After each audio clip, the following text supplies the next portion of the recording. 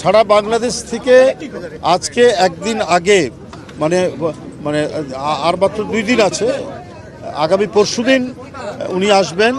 আজকেই আমরা দেখতে পাচ্ছি বিভিন্ন জেলা থেকে লোক আসা শুরু হয়েছে। তো সুতরাং 25 তারিখে এখানে মানে মানুষের মহামিলন এবং মহামেলায় পরিণত হবে, এই ব্যাপারে আমরা নিশ্চিত। আমরা এখন শুধুমাত্র উনি নেমে একেবারে এই মঞ্চে এসে এখানে এই জনসমাগম, এটা কিন্তু সমাবেশ না, এই যে জনসমাগম হবে তাদের সামনে শুভেচ্ছা দিয়ে উনি তার মা দেশনেত্রী বেগম খালেদা জিয়া, যিনি দীর্ঘদিন নিপীড়ন নির্যাতন সহ্য করেছেন, আজকে চিকিৎসাধীন অবস্থায়, তাকে দেখে তারপরে তিনি বাসায় যাবেন। তো সেই পর্যন্ত আমি মনে করি বাসায় যাওয়া পর্যন্ত রাস্তার 2 ধারে অসংখ্য মানুষ